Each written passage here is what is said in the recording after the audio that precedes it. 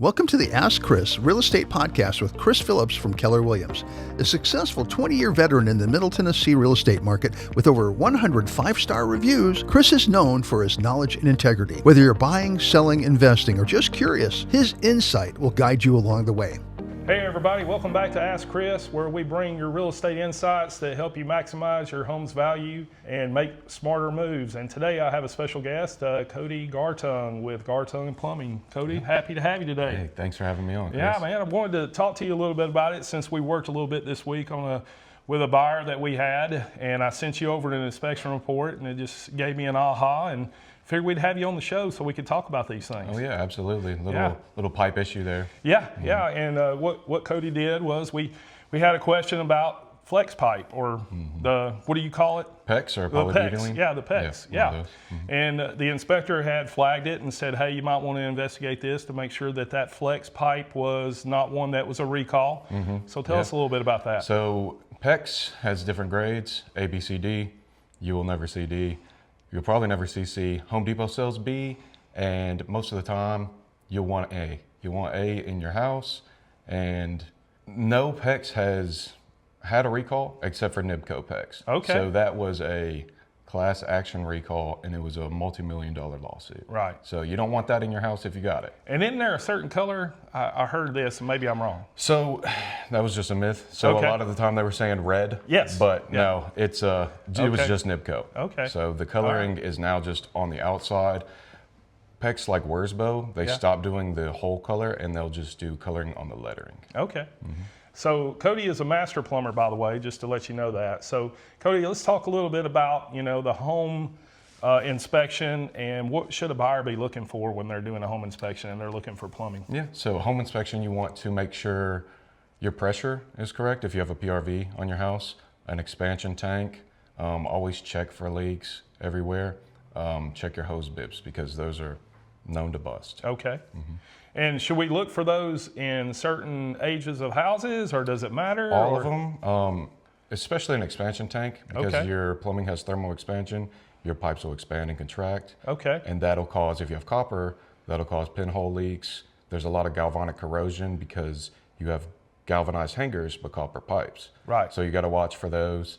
Something else to look for is rust on your water heater at the little bottom seam. If you see that, probably want to get that changed or checked out at least. One of my big things that I roll my eyes at all the time is the hot water heater not having the pan underneath it. Is it always necessary to have the pan under it?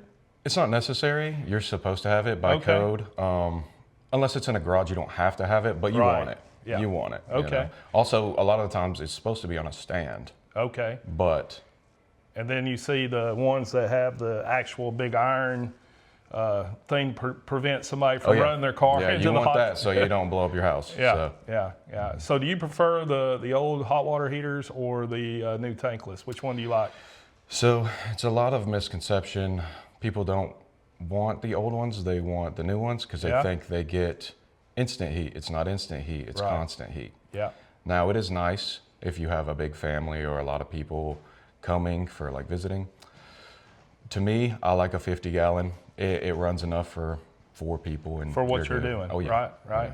Well, I've got 4 girls, so the tankless water heater is a must-have for me. Gotta have it, yeah. But when I turn it on in the morning, I always turn on my hot water, and then I'll walk away, grab my towel, and then come back. And by that time, hopefully, my hot water's gotten from the hot water heater to my shower. Maybe. It's very rare you'll run out of hot water with a tankless. If you do, you probably have an igniter issue or something. Yeah. And usually you got to have gas. And I've heard the tankless electrical ones are not as good as the. So I've only installed gas except for one time. It was an electrical one. I didn't have an issue with it, but I also hear electrical tanklesses don't do them. Okay. So they pull too much power and they're not enough. They're not efficient enough. All right. So the report I sent you, we looked in there, you saw what kind of PEX piping it was. You were able to give us advice on whether we needed to ask to have that replaced or not.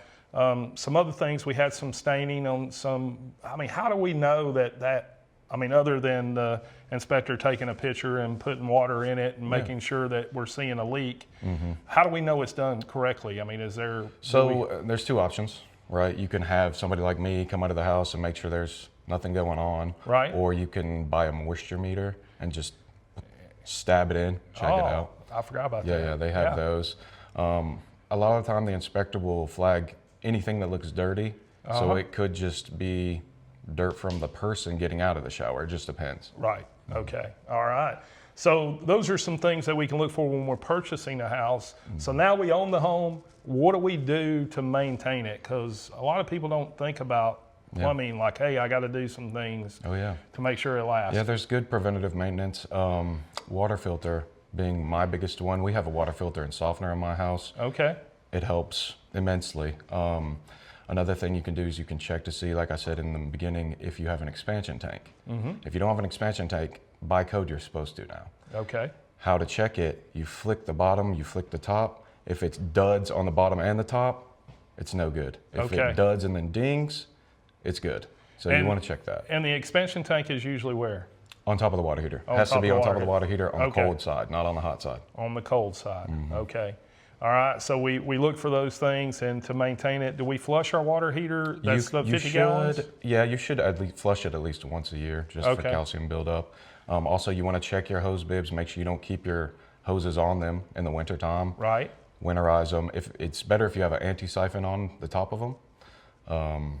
Other than that, man, just drip your pipes when it's cold. Okay. And you know, if you have a crawl space versus slab, let's talk about that. Yeah, you definitely want a crawl space. Yeah. You definitely want a crawl space. Easier for you to work on, right? So if you have a crawl space, that's great. I can do anything with it. Yeah. If you have a slab, I cannot repipe your house unless I saw cut through your whole floor in your whole house. Right. Unless, like Irving on our group, he had an attic. So you can go up in the attic, but it has to be properly insulated. Okay. Otherwise, it'll freeze. Well, I have a story about that. I had a slab house that I was selling. The inspection happened, and the inspector cited that there was some moisture in the slab. Oh, yeah.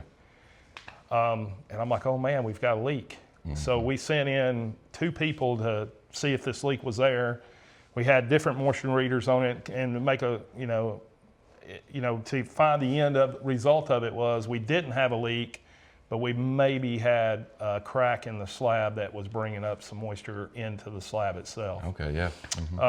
And I was relieved that there wasn't a leak because I knew what was fixing to happen. We were going to have to jackhammer the thing up and find out where the leak was. But the buyer was satisfied with our inspection and re-inspection, and obviously us bringing in the intellectual people like yourself to be able to tell us, like, yeah, this is not a leak.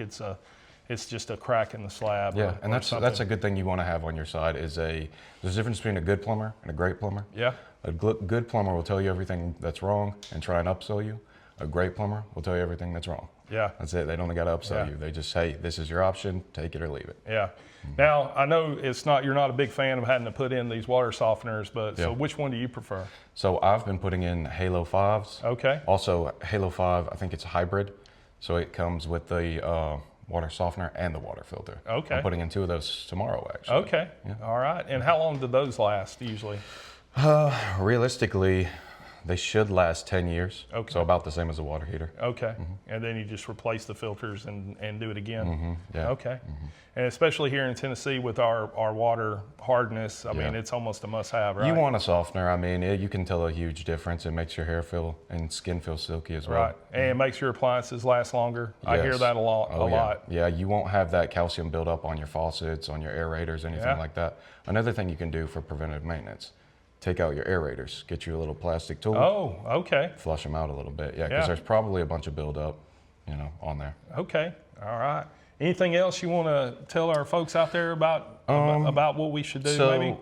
If you have a toilet that's gurgling, that is a vent issue. You need to get that checked out. Give me a call, of course. Okay.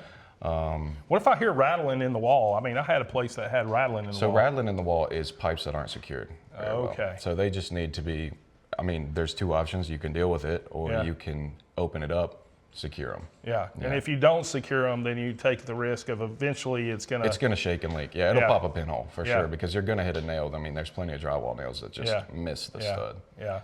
That was what, a guy that's in our business networking group together, Jared, he bought a new construction house, and they put up the cabinets, and one cabinet nail went in there. Oh, yeah. And they didn't find out about this until later, and then Allie noticed, hey, what's this black stuff on my drywall. Oh, yeah. And then Was it a sewer line? no, it was just a main water line. Mm-hmm. So it just dripped slowly. It just tipped it a little bit. So it just kept dripping in that wall till it started getting some mold and mildew. And then obviously it come through the drywall eventually. And then she knows, hey, something's not right here. But it missed all the inspections. You know, water wasn't running through it because, you know, they didn't have it turning on and you couldn't see it. And nobody's putting a water meter all the way across the wall. Oh, yeah. So it was just a random thing. But, you know, the builder did the right thing. They came in, took the cabinets down, took it out, dried it out, and then fixed it and replaced it. It's hard to know until you know, right? Yeah. I mean, Well, another thing is I would like to talk about baby wipes and toilet paper. Oh. So, toilet paper you can use. Yeah. That's fine. Baby wipes, don't flush them down your toilet. Right. Even if they say plumber safe, even if they say septic safe. Yeah. Do not flush them down your toilet unless you want to give me a call. Yeah. Because it will need snaking. And is that your biggest call, that you're constantly having to snake stuff like that? Or? No, I do a lot of remodels, a lot of service and repair, a lot of stuff in Tennessee, Murfreesboro specifically, high water pressure, same with Smyrna. I mean, I had to double PRV one in Smyrna because the pressure was so high. So you had to bring it down. Oh yeah. Okay. Oh, yeah. So pressure was, I think it was like 140, and Yeah. it can't be more than 80. And you can buy a little gauge at Home Depot. It'll tell you. Right. And if you leave it on overnight, it'll tell you the max that it reaches. Okay. Because less people are using water overnight. Right. You know what I mean? Right. So you want it 80 or below, even overnight. Right. Well, you know, in our subdivision, if you're down at the house below the ridge, you've got great water pressure. If you're up on the ridge, you've got to have something to push the water pressure up. Yep. That's where a booster pump comes in. Yep. And they have to do that. So, well, Cody, I appreciate you coming on and talking to us about plumbing. We'll have them back. And thanks for watching, guys. And if you'll hit the subscribe button down below, we'd love to have questions. And if you've got questions for Cody, go ahead and put those down below, and we'll get him to answer those for you. And thanks for watching. Thank you. For answers to all your real estate questions, ask Chris at the Phillips Group, Murfreesboro, Tennessee.